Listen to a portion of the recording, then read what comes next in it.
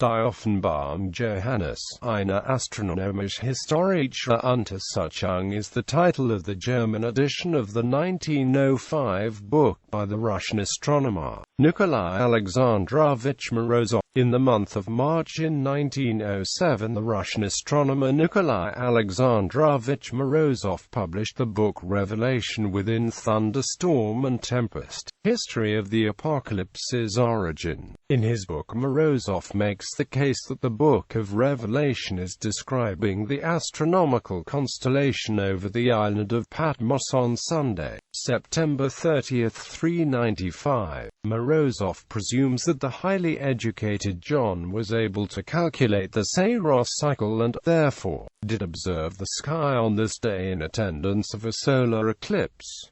Morozov's claims: 1. The weekday of the event is named explicitly, Rev. 1:10, I was in the Spirit on the Lord's day. 2. The description of the skies starts quite systematically at the pole with a constellation named Throne, Rev. 4:2, and a throne was set in heaven.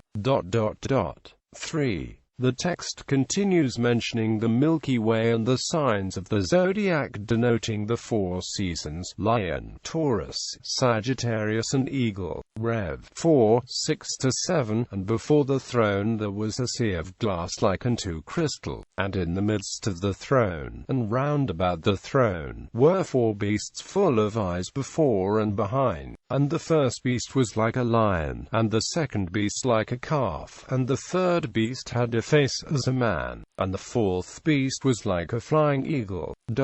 4. The four horses were interpreted by Morozov as traditional metaphors for the planets Jupiter, Mars, Mercury and Saturn. The constellations Sagittarius, Perseus, Libra and Scorpion were sitting on them. Rev. 6:2, and I saw, and behold a white horse, and he that sat on him had a bow. Rev. 6:4, and there went out another horse that was red, and power was given to him that sat thereon to take peace from the earth, and that they should kill one another. And there was given unto him a great sword. Rev. 6:5, and I beheld, and lo, a black horse, and he that sat on him had a pair of balances in his hand. Rev. 6:8, and I looked, and behold a pale horse, and his name that sat on him was Death, and hell followed with him. 5. Sun and moon were named explicitly. The only female character within the zodiac is Virgo. Rev. 12:1, a woman clothed with the sun, and the moon under her feet, and upon her head a crown of 12 stars. 6.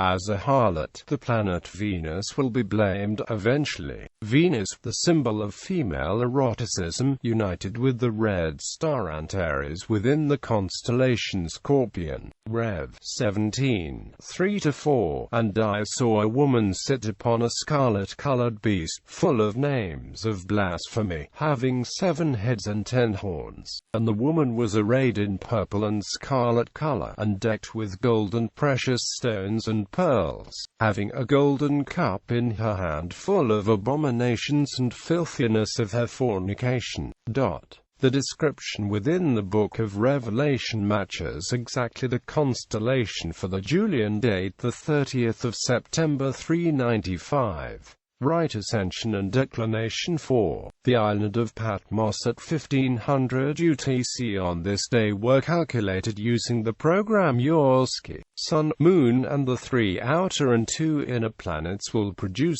3.732.480 combinations within the 12 signs of the zodiac. Therefore, an accidental match is quite unlikely.